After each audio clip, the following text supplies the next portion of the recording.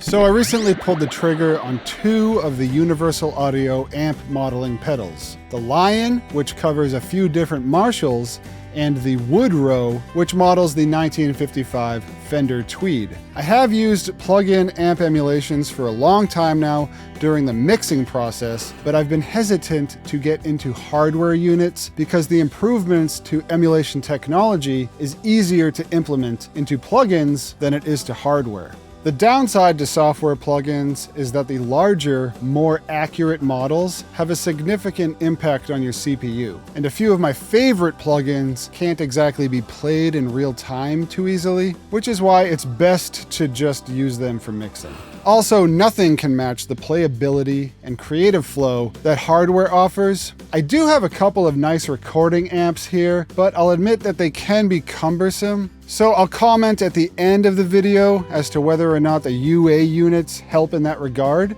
But today is not a typical review or comparison. There's plenty of those out there comparing these pedals to other modern designs. Instead, I thought it would be cool to see how these boxes have progressed over the decades. What I have here today represents different eras of modeling hardware. A SansAmp GT2, which is one of the first amp-in-a-box creations, released all the way back in 1993. This and its predecessor, now known as the SansAmp Classic, which came out in 1989, were used by bands like Nirvana, which is part of the reason that these things have become classics. They also use 100% analog signal paths, so that means that these circuits have more staying power than the digital models do.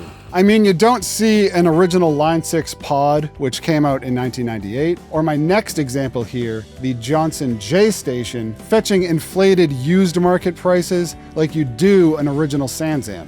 The J Station came out in the year 2000, making it one of the first desktop digital amps in a box. The two Universal Audio pedals are over 20 years newer than the Johnson and about 30 years newer than the SansAmp, so this should be interesting to see how far digital modeling technology has come along and how they sound next to an analog classic. Luckily, the J Station and the SansAmp both have settings which model Marshall stacks and Fender Tweeds, so at least the categories are all represented here. So let's get started.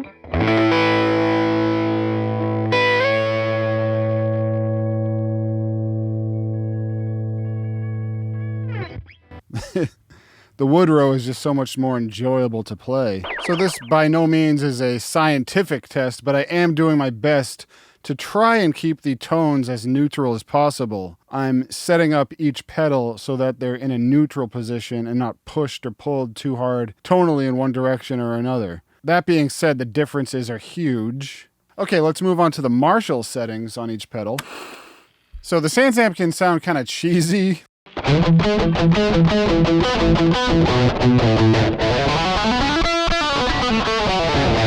can sound pretty cheesy pretty fast, but what is cool about it with the British setting, which is the Marshall setting, is that it's really good for just like straight up bar chords. Like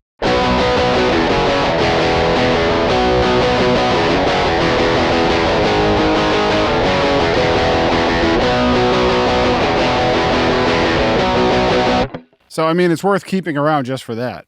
All right, this should be interesting. Let's see these differences.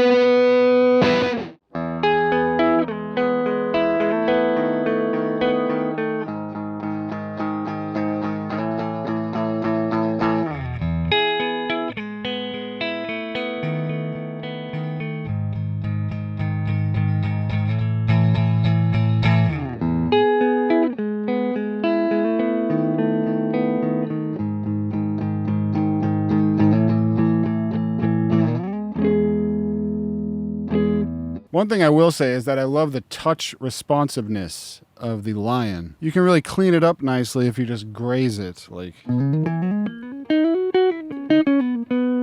Or if you just put a little more pressure in. You can hear it break up like a real amp would.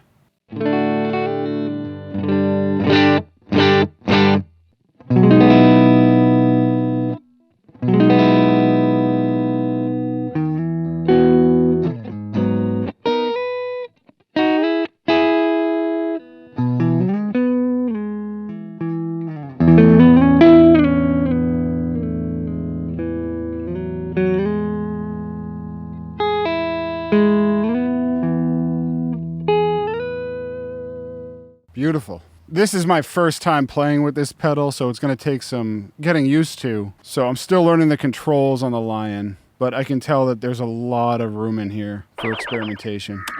So one thing that's probably obvious is that the J station in particular sounds a lot worse than the other two. It's strange how when I was a kid I didn't think that it sounded too awful, but I do remember having to mess around with it quite a lot. It's almost like a cartoon representation of what a real amp might sound like. It's dark and distant when you want up close and personal, and sharp and shrill when you want sweet. Dealing with the shortcomings of earlier digital products is why there was a lot of hardware on the market in the 2000s that was aimed at re-injecting analog flavor into your sterile digital recordings. I mean, there's still stuff like that out there today. However, now it's used as more of a building block or paintbrush rather than a band-aid. Luckily, ear-splitting, brittle-boned Digitus is something that most of us don't have to deal with so much anymore, as one of the main culprits, budget analog to digital and digital to analog conversion, has come a long, long way over the years.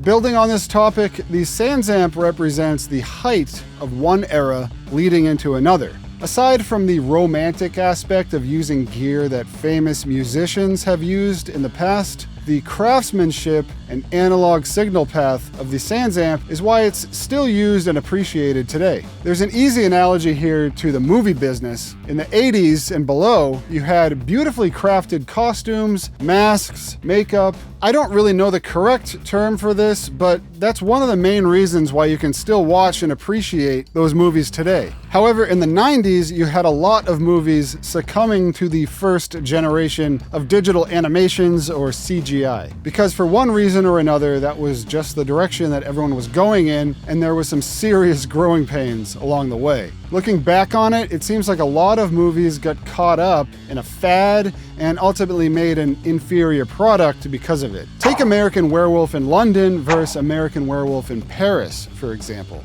London was made in 1981, and while sure it isn't perfect, it does have a grittiness to it and a charm that's still appealing and even disturbing today. Paris, however, was made in 1997, and its digital hilarity pretty much speaks for itself. That's kind of how it is comparing the J Station to the UA pedals. The Woodrow and the Lion represent the best of what modern technology has to offer, capable of spitting authentic digital fire, analogous to one of the dragons that you might see on Game of Thrones. But I digress. Anyhow, in the end, there still is room for improvement with these UA pedals. While I don't have much to complain about sound-wise right now, I'm sure that after a break-in period, something will become more apparent to me. There's always room for sound improvement. However, for now, I will echo the irritation that a lot of users have with the included software. It's frustrating that you can't access the same features on your main computer that you can on your phone. I, for one, don't like having my phone around when I'm working to avoid distractions. So being unable to access the presets on my larger computer display and save settings to my computer is frustrating. This feature is such an obvious oversight that I can only assume that there's a hardware limitation preventing me from doing this. Also, while the digital to analog isn't a huge deal on the pedals, it does sound good. It would have been cool to see digital outputs on them so that you can bypass that last conversion stage, and that would also open up an analog input channel if you have an ADAT-equipped interface. So anyways, I learned quite a bit today, and I hope that you have too, or maybe I at least entertained you in some way. If you're curious about what the rest of my channel has to offer, then I hope you stick around, like, and subscribe to Como Music Creation. And don't forget to leave a like and a comment on this video if it helped you out at all. For music-related inquiries like mixing or production, please contact me through comoproductions.com. I really hope you make some cool stuff of your own, and I'll see you next time.